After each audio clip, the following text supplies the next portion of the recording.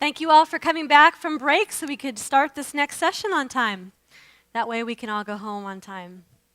So the session is essential information for single-parent family ministry. And we're going to walk through some of the statistical background information. We're going to walk through some of the characteristics of single-parent families and their strengths in order to inform and motivate ministry. So this is both intended to be targeted at you as involved in single-parent family ministry, but then also for you to use in informing others in your congregation and ministry. I have to warn you, I'm sort of a nerd. I like stats, I like numbers, and so I kind of get excited when I talk about percentages. So if you don't, then just bear with me, it gets better.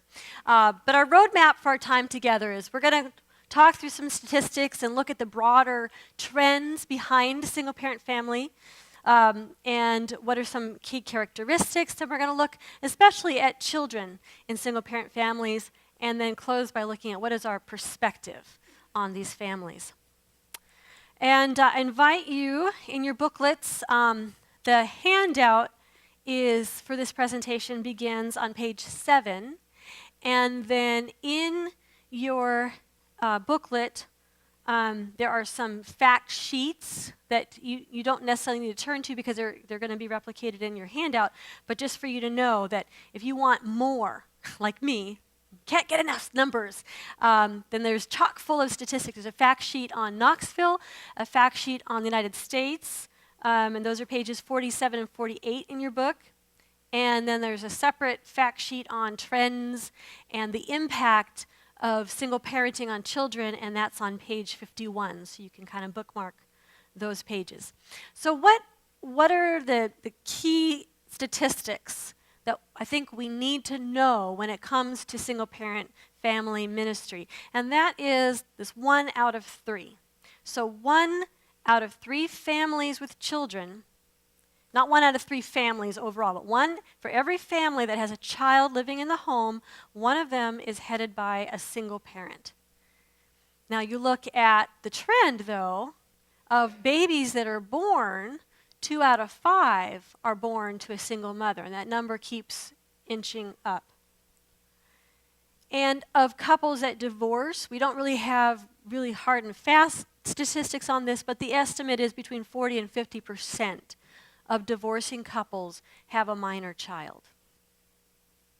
So as you can see, it's not the majority of families, but it is a very significant group. Among children, 1 out of 4 now live with an unmarried parent. And if you look at the racial breakdowns, it's very striking. 1 out of 6 Asian children, 1 out of 4 white children, 2 out of 5 Hispanic children, and 2 out of 3 African American children are living with a single parent. In Knox County, 1,500 homes are places where a child goes to sleep without a mother or a father in the home to tuck them in.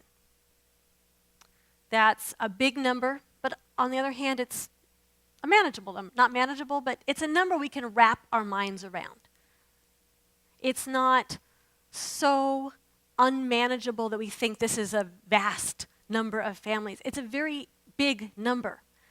But you ask, how many churches are there in Knox County? And when you do that math, it becomes more manageable.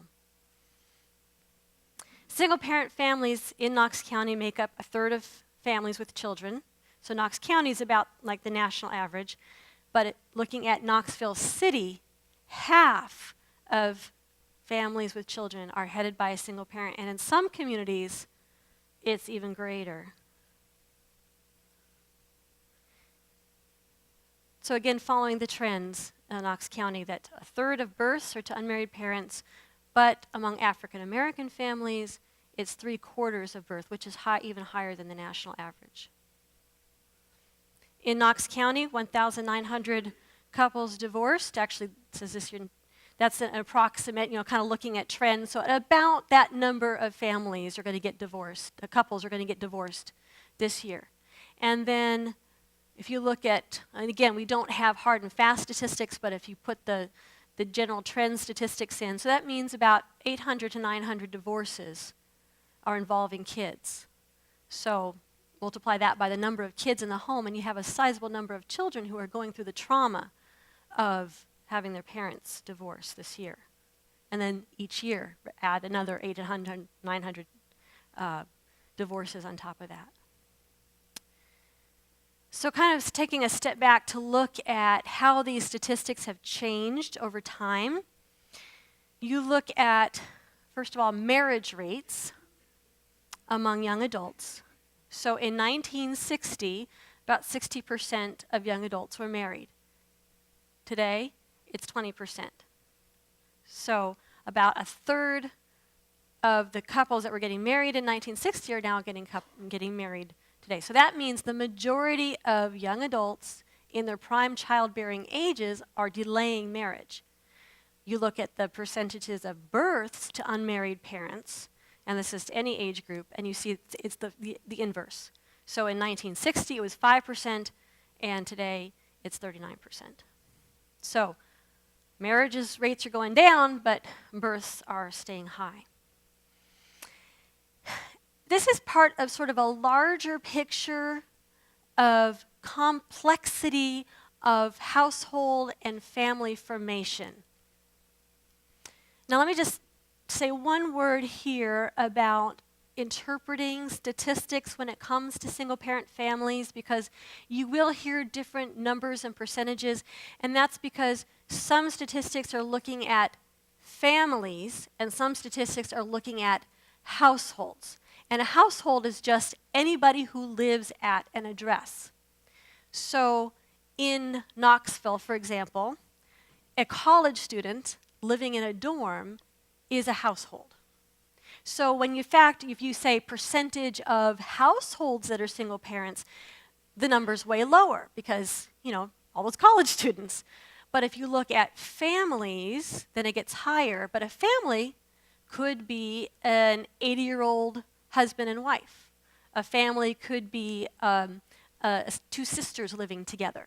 So if you want to get an idea of what is happening to families in relation to the breakdown of family as it relates to children especially, then you look at the percentage of families with children in the home. So that's what these statistics that I've given you in terms of all the percentages of single parents, we're looking at percentage of families with children that are headed by an unmarried parent. So when you see a statistic, you have to ask, is it looking at families? Is it looking at households? What's going on? So this is showing you that there's a very complex picture of households in the country.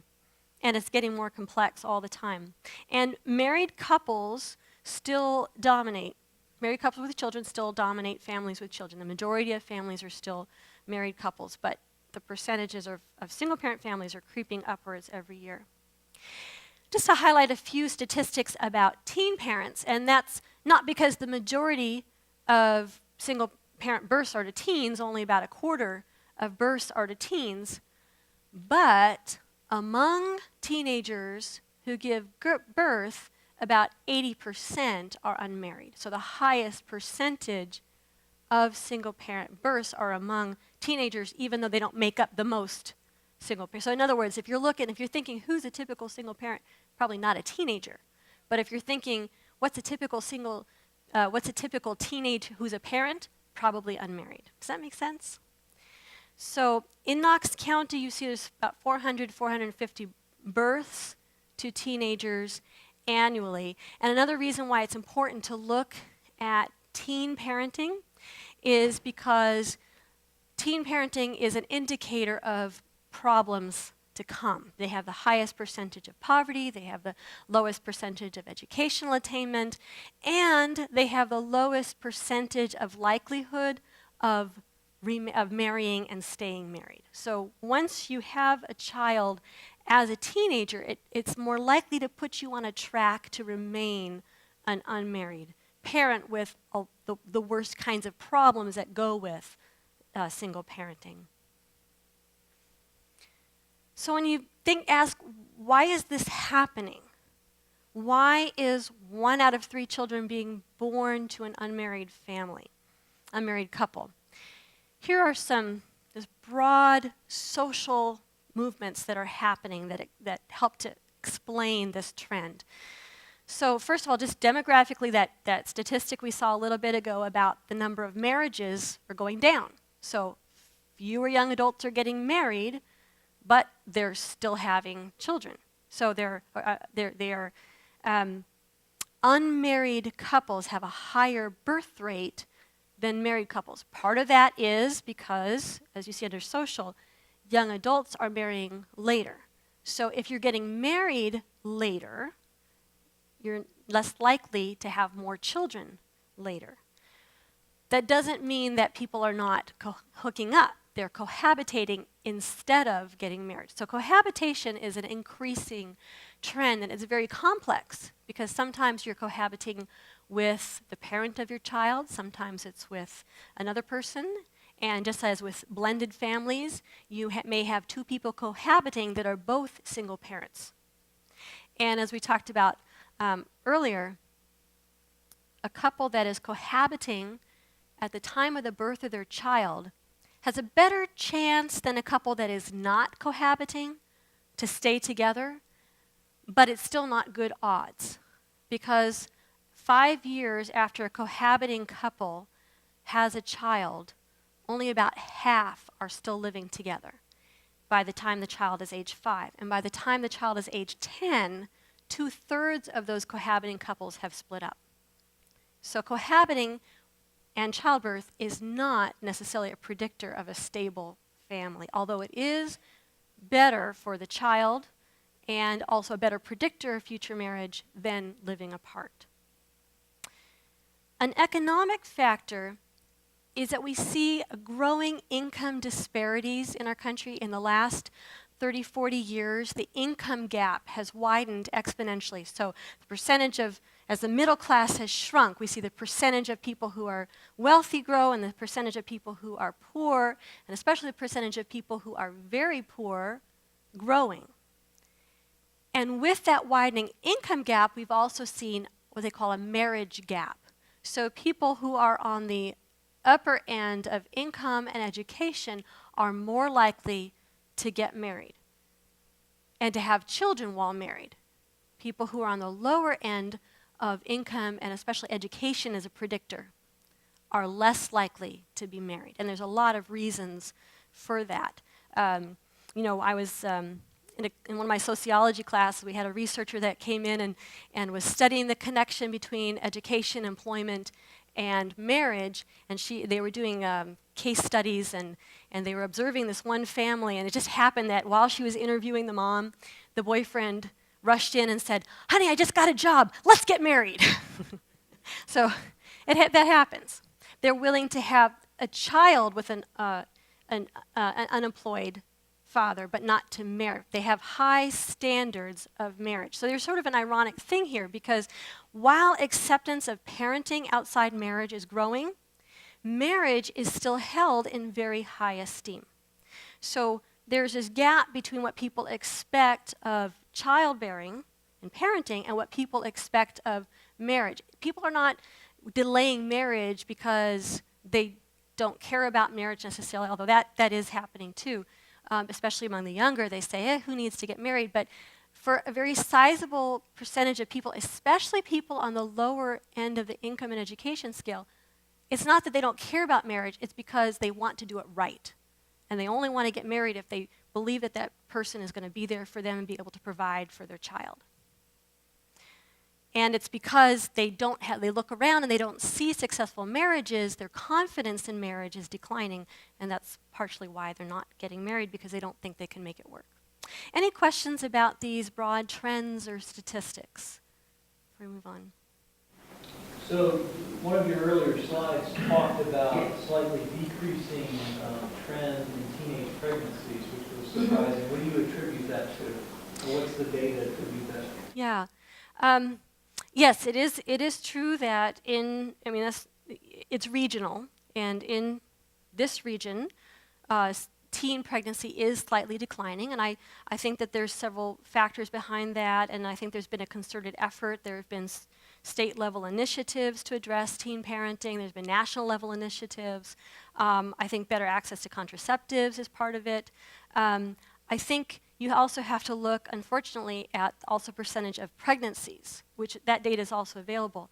So I don't know that teen pregnancies are declining. I know that teen births are declining. So it could be that more teenagers are having abortions. I don't know. Any other questions about the statistic? Again, there's more statistics on the fact sheets, and if anybody has any questions about any of this, then please do feel free to contact me. I'd like to add one statistic to your fact sheet, and that is that in Knox County, there are 1,518 grandparents who are raising their grandkids. And they're not technically single parents. They're often and I don't know what percentage of those are married, but that again points to the breakdown of the primary caregiver. Usually when a grandparent steps in to raise a grandchild, it's because one of the parents is not available and the other parent has had a problem, so they have to step in. 1,518 as of 2011 statistics, which is the most recent statistics we have from Census Bureau.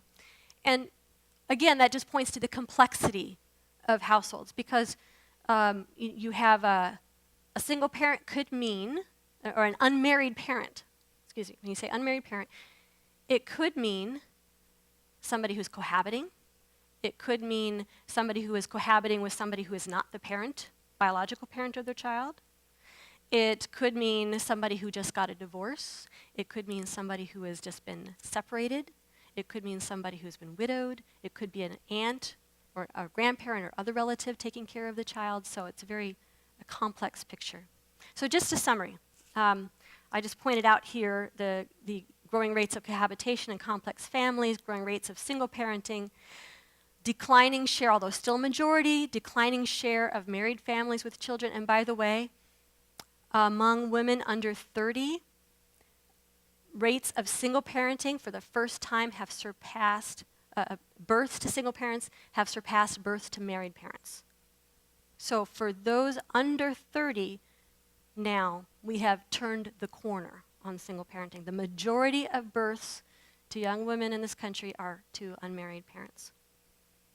And so while in the past, the cohort of children that we have out there now, the majority of children who have grown up with single parents were children of divorce, increasingly, children of single parents are children of never married parents.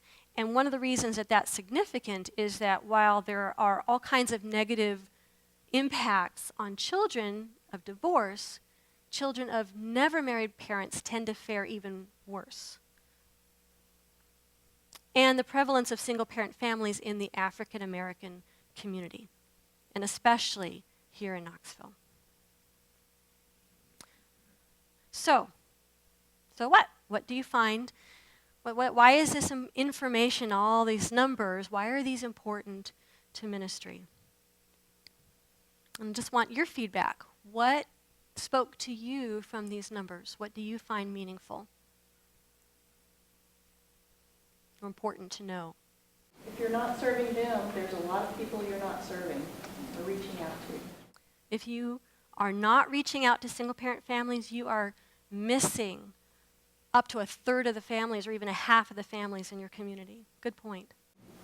A lot of people are trying to parent by themselves. A lot of isolation. A lot of isolation. Mm-hmm. One of the things that we run into are really good moms who, I don't care how good they are, a mother cannot teach a man how to be a man. And the absence of the father figure in that home is devastating. So, I hear that. I see that in the numbers significant. And you can be a fantastic mother. Many single moms are just amazing, but you can't be a dad. And while the majority of single parents are still women, the share of male single fathers is growing. So about, I think it's 76% in Knox County are mothers. It's pretty devastating on a little girl not to have a father. Also, I'm sorry? it's pretty devastating on a little girl to grow up without a father also.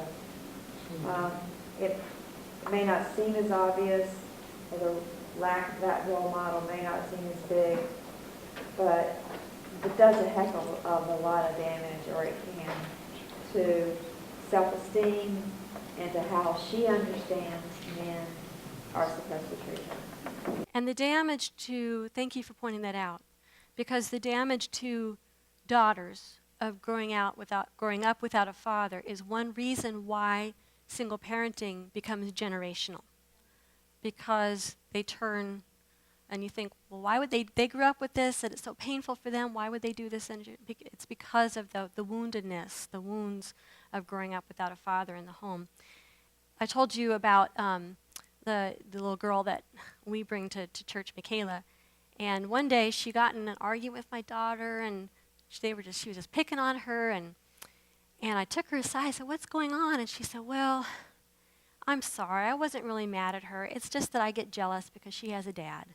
She said, "It's not right for kids to grow up without a dad." This is a 7-year-old little girl, and she knows. Other comments? Interesting, the last 3 groups that I've talked to about single-parent ministry, community groups, none of the people in the room grew up with single parents. And so it's, to me, interesting, the statistics that it's continuing to increase, which part of that tells me that we need to make sure that we're involving single parents in that ministry, because the reality of it is there are a lot of people out there who cannot relate because they did not have that experience. And so it's important, I think, to involve folks in that ministry. And that's something we're going to talk about tomorrow when we talk about engaging single parents as kingdom assets and about getting input from single parents into ministry. We're going to be giving you tools for doing that tomorrow. So thank you, Daniel. Other comments about what makes these statistics meaningful? Is there anything that you want to know that we haven't talked about? Any information that you're curious about? Yeah. And this was the conclusion I drew, and you basically said this already, that if your church is not welcoming to single-parent families, you're alienating a third or more of the families in your community, and you're ignoring future trends. If your focus is on intact two-parent biological families with children, your share of people that your ministry is reaching is going to get smaller and smaller. All right. Here's your quiz. Typical single parent, typical average, statistical average. Write down at least 3 things, attributes that you think describe the average single parent. Like, for example, we already said the majority of single parents are mothers. So 3 other things. Can't use that one.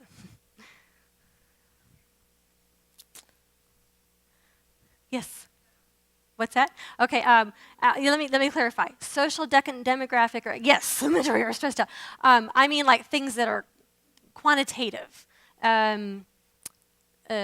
Like, are they employed? Are they on welfare? Are they older, younger, ethnicity? That kind of thing. And we will talk about the stress factor later. The fact that they're stressed out affects their job performance, so that can lead to the economic. When they're tired, or if the children are sick and they don't have adequate care, then that affects the economics, and that makes the stress even worse.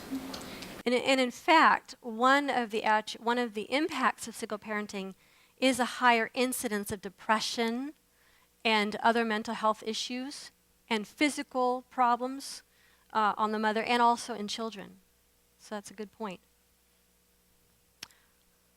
All right, well, I'm going to go through this list and you can see if you got them right. So statistically, the average single parent is a mother, is divorced or separated, although, like I said, it's almost neck and neck now with never marrieds and divorced, has graduated high school, has a job. In fact, of parents of elementary to high school age children, in your community, 80% are working. So that's 80% of kids whose mother or father is not home probably when they get home. And among preschoolers, birth to age 6, it's 35%. Does not receive public assistance. Surprised. The majority of single parents are not on welfare. They do get child support. Now, I need to say, of those who receive public assistance, the majority are single parents. But the majority of single parents do not receive public assistance. This is where the statistics get tricky, can fool you. Is over age 40. So we kind of, again, we think of that teen mother, but that teen mother, who's a teenager right now, is only a quarter of all births. We have mothers who have grown up. So the average single parent is over 40 and is white. So again, although single parenting is higher in the African American community, overall, the majority percentage of single parents are white. So when most people picture a single parent in their mind, this is probably not the picture that they have. I got a question. Why? Every time I think about that last part, that they're white, that never comes across, even the 40-year-old. So how does that get such a bad tint? Because anytime somebody thinks of a single mom, they're going to think of a black teenager. But that right there just shows that's not so. So why does it seem that way? I think in part it's because of the squeaky wheel. And when we think about single parenting, we tend to think of the cases that end up in the news. We think of, the guy who was sent to prison and he's the child of a single mom, or, the single mom who goes on welfare, or you hear about the problem cases, quote unquote problem cases. I don't think they're problem cases, but I'm saying people think of them as problem cases. You don't hear about the 45-year-old raising a high school junior who is making straight A's and is on the sports team and is doing fine on her own. They just blend into the community.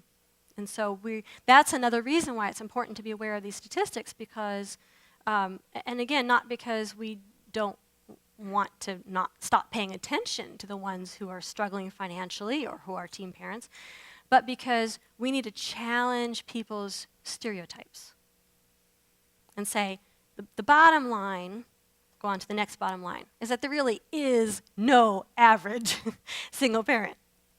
Because each family is unique. Single parents are not all alike. You have diverse paths to single parenthood, like we talked about, death, divorce, separation, unmarried. You also have parents who have been deported or who are away serving in the army or for other reasons. Diversity among single-parent families in terms of their family situation. Was it a crisis that split the family? Or was it just something that they chose? There are people who choose to be, that is their chosen lifestyle, to be a single parent.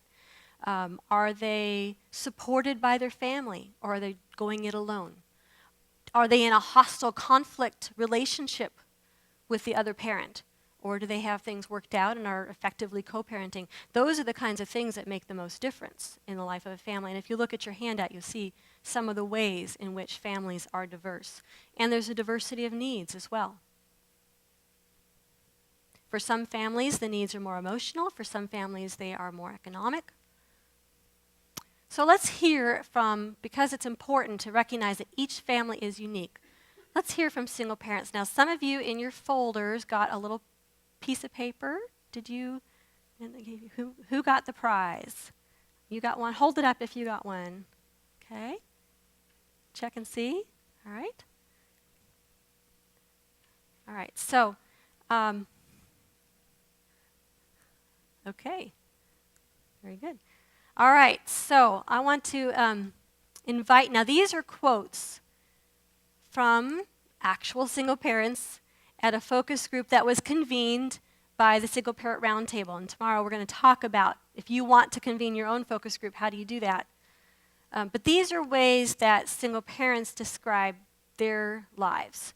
So I'd like to invite you who are holding one of those little slips to read it, and if just go in order. So number 1, please read. We're in survival mode every paycheck, every month. We don't have the opportunity to save up for survival. Number 2. Number 2, I was so lonely and so sad that I was single. I didn't know what I was going to do. Now, years later, I am happy to be single. I'm living my life and not sitting on the sideline waiting for another husband to come along. Number 3. While men often hide their emotions, many of us single fathers are hurting from our own bad choices and the circumstances that led us to be single. No one in my church can understand the stigma I felt as a single dad, except single moms. Number 4. I'm living with fear. I don't think I have enough money to raise my kids and pay my bills. My daughter is behind in school, and I'm afraid of her not making it.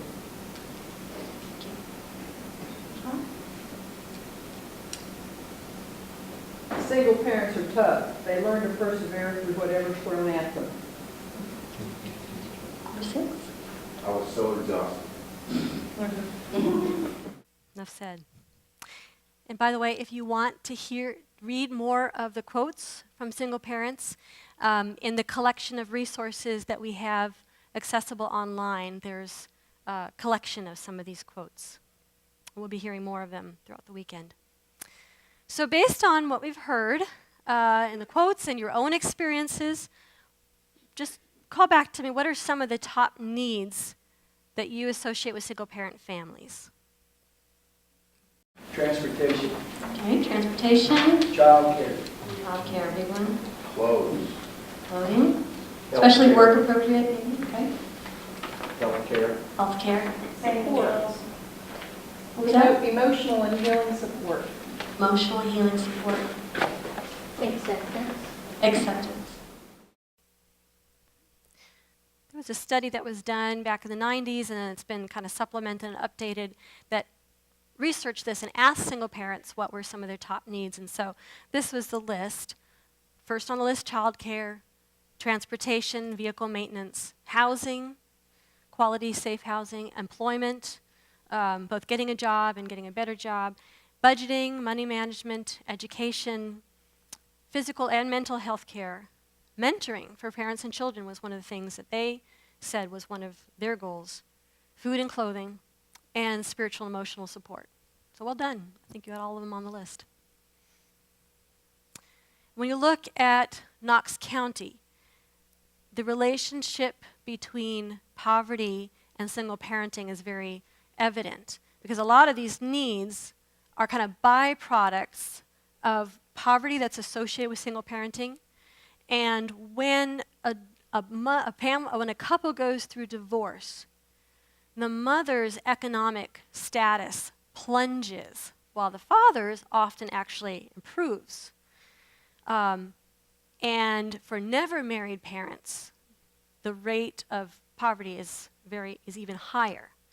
So if you just break down the poverty statistics in Knox County, married couple families with children have the lowest rate of family poverty. And again, when you're looking at these statistics, you have to say, are you talking about individuals or families or household? We're talking about families now. So all families with children, about 20%, still too high, in my opinion. Single mother-headed families with children jumps up to almost half. When you're talking about preschool children, 2/3 of, it's a big jump. 2/3 of these families live in poverty. Single mother-headed families with children under age 5 in Knoxville, 78% live in poverty. When you think about some of the obstacles, like you said, that these families have to overcome in any case, and then to do that on a limited income just multiplies the sometimes negative consequences in their lives. We'll be talking about needs, but no picture of single-parent families is complete unless you also talk about the amazing strengths. And a common strength, where I like to start, the strength of single-parent families that they have in common with churches, that churches can especially understand and appreciate, is that they care about their family. In fact, in a study of all adults, 86% of single, never married adults said their family is the most important thing in their lives. That is the highest rate of any other family group.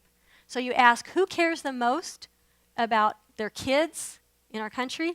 Never married mothers. Who has the most struggles raising their kids in this country? Never married mothers. But they care deeply, deeply about their kids. It's the most important thing in their lives, is what keeps them going every day. So even more than married couples, by the way. So just some quotes from our single-parent families. Single is just the adjective. Parent is who they are. I may be a part-time single father, but I'm always a dad. And this points to this special need to pay attention to non-custodial parents, because when we think about the single parent, we forget the fact that every child who has a single parent, unless they're an orphan or their parent is dead, they have two single parents.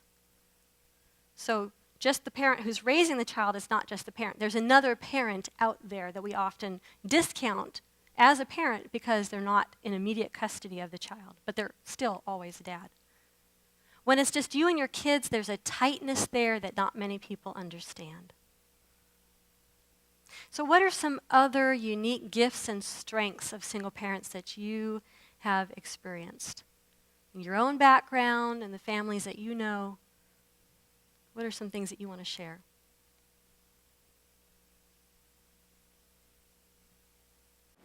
Determination. Say more about that.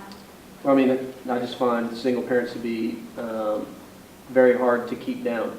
You know, they get up more times than they maybe should sometimes. Sacrificial. They sacrifice so much for their kids. If somebody's going to go hungry, and I know that. I mean, that's not just a saying, not to eat so that my child can eat. I know families in Hutchinson that choose not to eat so that their kids can have food. Extremely loyal. Extremely loyal. I see protective, almost to the point of possessive, but very protective of their children. They're protective. Totally involved. Say that again? Totally involved. They know probably more what's going on with their children than two-parent families. Yeah. That tightness that they talked about. And I would add, many of the parents that I know are so disciplined, they are such hard workers, totally puts me to shame. Like, how do you do all of that? There is a report that came out recently, very recently, called Does the Shape of Families Shape Faith? And if anyone wants to really understand the spiritual impacts on being a child of divorce or child of a broken family, recommend this report to you, and the reference is in your materials. And listen to this quote. Some from divorced families come to faith with a special depth and need. Some individuals are willing to wrestle for so long that they develop the qualities of leaders. But in order to find a faith community and perhaps become leaders, they first have to be welcomed. So there are these parents that, because of their determination, because of their loyalty, because of their sacrifice and their hard work in raising a family, this is part of how God has prepared them for service in the kingdom to others. And because of their experiences, God has given them this amazing compassionate heart for others. But to find a threshold for that ministry, to take root, for that seed to be nurtured, it has to take root in a welcoming community, because none of us, if you think about it, would be where we are unless somebody had welcomed us, loved us, nurtured us, welcomed us, released us, encouraged, cheerleaded us. And so there's a connection between ministry to parents and releasing the gifts of parents. Because I think, like we talked about, if you scratch the surface of most need in our community, you're going to find a broken family. I also think if you scratch the surface of a lot of the most passionate people about ministry, to those who are hurting in our community, if you scratch the surface, you will find an overcoming single parent. So this is why it's important to listen to single parents, to take it back from the abstract world of statistics and numbers to actual relationships and investment in people's lives so that you understand what they're saying about their lives, their needs, their strengths, their dreams. I want to transition now to talking about the children of single parents and their experiences, their needs, their dreams. Because sometimes we get so focused on the parent, we lose sight of the child. And the child, as we've talked about, may grow up to be the next single parent. So we need, and not just, I mean, that sounded a little crass, didn't it? Well, you got to worry about these kids or they're going to grow up and have more kids. No, that's not what I mean. But I think that we have to pay attention to the kids because in them, there's a chance to heal some of that brokenness so that when they grow up, they are not captured by it. They are released from it. Because children in single-parent families do face higher risks of negative life outcomes. You know, on page, if you want to look at some of these outcomes, you can turn to page 51 in your handout and look at some of the statistics associated with children of single parents. Now, I separated out these statistics for a reason. If you look on the side, it says leadership resources, whereas the other fact sheets are congregational resources. And that's because I would be very cautious in sharing this broadly in a congregation as part of a strategy of motivating a congregation to ministry. I don't think the right way to motivate a congregation to ministry is by telling them that these kids are ticking time bombs. Because they're not, for one thing. But because also it sends the wrong message. I think that people who are going to be invested in the lives of children need to know the risks. But I don't think that it's a selling point for ministry. And I think that because of our perceptions and our stereotypes we talked about, that these statistics often tend to get abused because then we look at the kids and we say, you're a future, you're going to go to jail. You're a future single parent. And that's not how we should see them. So anyway, just to explain why that's in a separate sheet, because I think we need to be cautious in how we share and present that material. Because just because the statistics say that these kids are at risk, these outcomes are not inevitable, and we can help change the outcomes. The good news behind all of this, yay! Andy's giving a round of applause here, because the good news behind all those bad news statistics is that they are very malleable. They can be changed. There are things that we know we can do, interventions that we know make a difference in children's lives. So just because a child is growing up with one parent does not mean that their lives are a washout. What it means is that here is a golden opportunity to invest in a life that can be totally turned around by the right kinds of interventions, the right kinds of resources, and most of all, caring relationships by adults. So, yeah. Sometimes, too, I think, because if that were true, then I wouldn't be here today. And I think sometimes we forget that. We get so far removed from our past, and we can start looking at people who were in our past and thinking, man, what kind of hope is for them? And sometimes I think we get far removed from that. So. That's right. Because when you look at somebody who is in ministry, you say, wow, that person is really gifted and talented and giving their lives to God and giving their lives away to other people. But you could turn around and say, wow, that person was really screwed up when they were a kid. Because it's all a matter of perspective. But, that's right. But God. It's one of the best words in the Bible, but God. I'm going to look at some case studies. In your book, you'll see a page of case studies. So if you want to turn to page 30. Now, these are not actual stories, but they are based on actual circumstances. So these do not represent, some of them are actual individuals that I know, and I kind of just changed the story a little bit, but some of them are compilations. But they illustrate different dynamics, the diversity, again, of single parenting. So what I want you to do, we're going to do an exercise now. And I want you to grab a partner, 2 or 3. So if there's like 2 in your row or 3 in your row, you're going to be a small group together. And I want you to choose a case study. I was going to assign them to you, but I think it'll be more fun if you choose them. But don't take a lot of time. Just pick a number and go with it, okay? So choose a case study, read it together, and then ask these questions. How does your family situation illustrate these broader statistics and social trends? So how can we, looking at a family, be informed by what we know about the statistics? What are some likely needs of your family based on the things we've been talking about? And what might be some of their strengths? And then looking at the children in this family, what are some special concerns that they might have?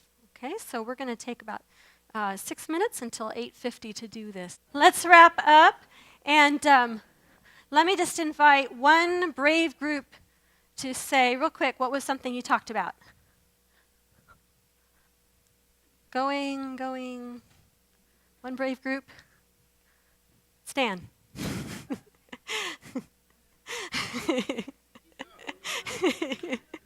All right, what? Pick number 6. Both parents still live in the same household. The dad works long hours. He's sleep separate. He does say sleep separate, but they're not really together. He's not going to any of his kids' school events. He goes to work in the morning. They call this a married single parent. Mm-hmm. So what observations did you make?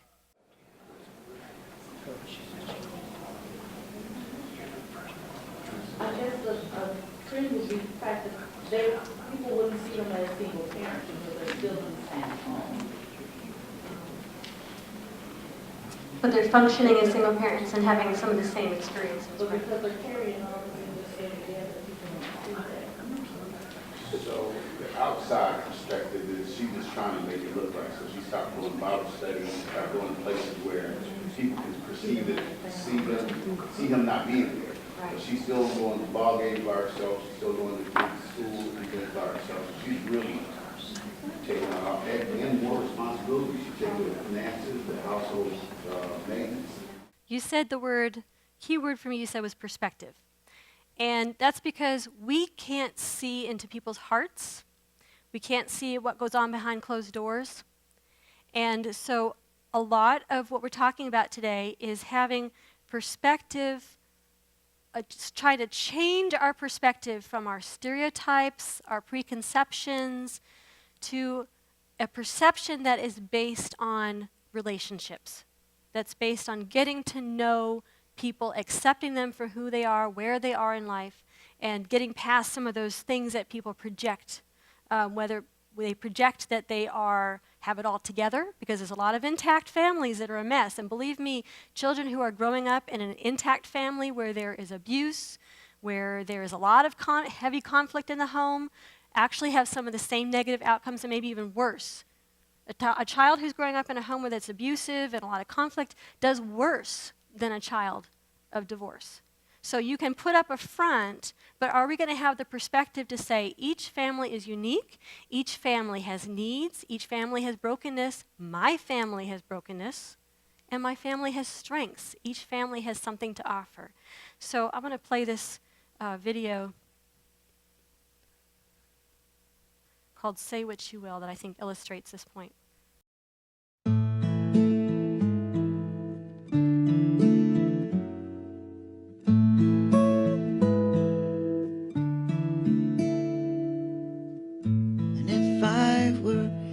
Die today, my life would be more than okay. For the time I spent with you, it's like a dream come true.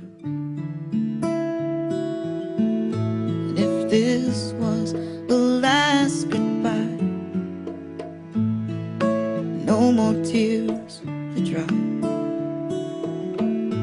I would say it one more time. It's been more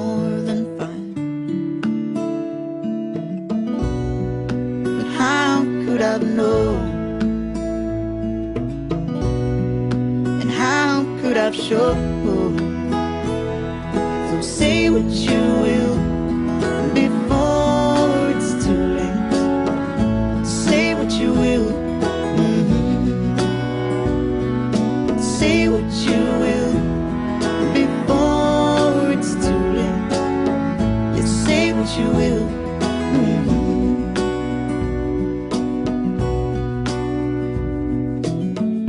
And if you were to walk away, no, you couldn't stay. Just think of all the times we've had, all the good and not the bad. But how could I've known? And how could I've shown? So say what you will before it's too late. Say what you will. Say what you will before it's too late. Yes, say what you will.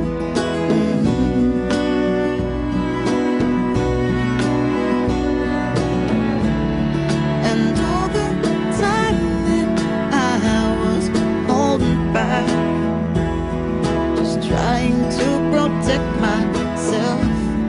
Well, I want you to know I loved you more than that.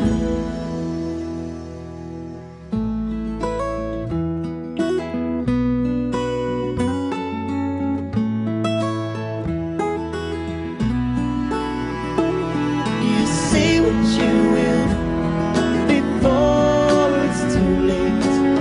You say what you will. Oh, and say what you will before it's too late. You say what you will. Oh, and say what you will before it's too late. You say what you will.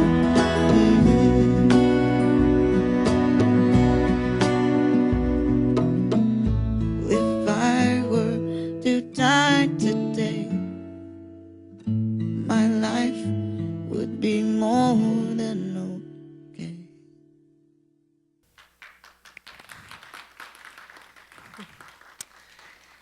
Daniel and Mandy are here from Restoration House. They had to miss the networking session, but I want to give them, just give us your 2-minute elevator speech on Restoration House. Heidi, thank you very much. Sorry we missed the networking section. Honestly, we actually were not aware of it. So we will be here all day tomorrow, though. So if you guys want to talk to us and learn a little bit more about the Restoration House, you can. I know she asked for the networking, the elevator speech. I want to tell just 2 things about that video. What's cool is all those relationships in that video are real. Those are all mentors walking and living life with single mothers and their children. And all the women in that video have graduated our program and have gone off and they're doing amazing things. So I really, really love that, and I want to make sure people understand that about that video. That video really illustrates what the Restoration House is all about. At the end of the day, the Restoration House is about community.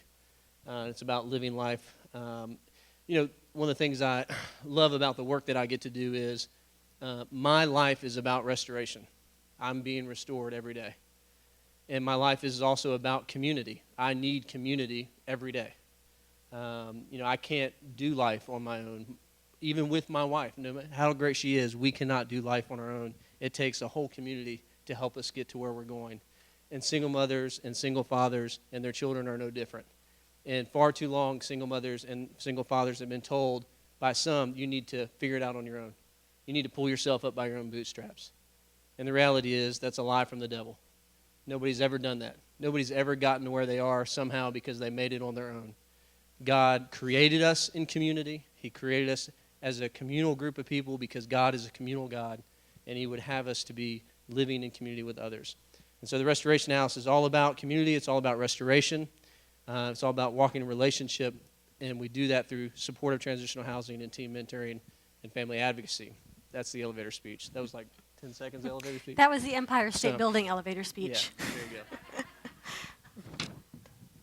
But it's, if you get all the statistics and all the things we've talked about today, this is the point I want to leave you with, because it's a matter of perspective.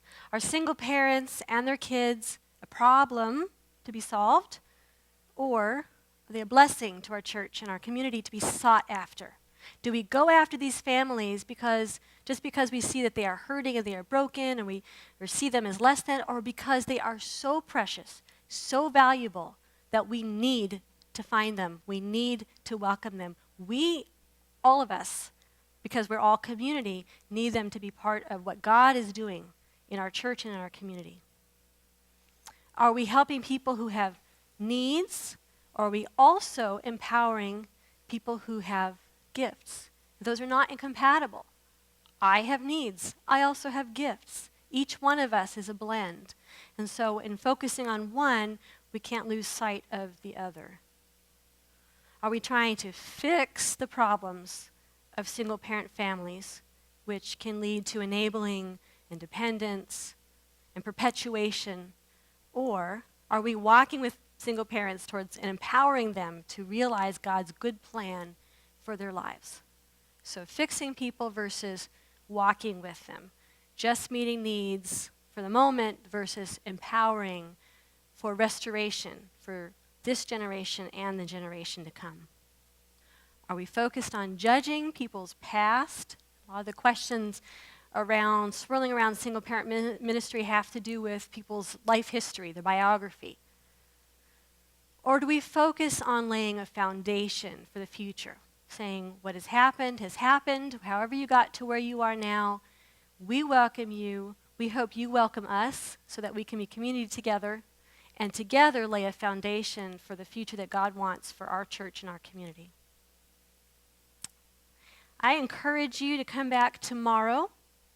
Tomorrow we will talk about more getting into the strategic aspect of this. What is our vision and strategy for getting there through this training, through leadership development and developing teams? Andy's going to talk about that.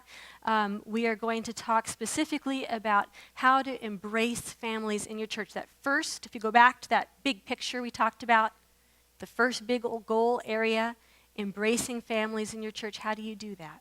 So we're going to break that down. And then we're also going to give you tools for assessing your church. Where are you now on this, spectrum of single-parent family ministry? What are you doing? What are your church's strengths? What are your church's growth needs areas? And how do you start taking steps toward becoming more welcoming and empowering and then looking beyond that, we're going to give you a set of tools for you to take home as homework as you think about planning programs. Again, welcoming families and also developing programs. So we're going to work on a strategic plan in your congregation for becoming a welcoming congregation to single-parent families, a place where they can grow spiritually, meet friends, thrive, and then also give you tools to take home to start the process of developing programs, and especially tools for gathering information from and about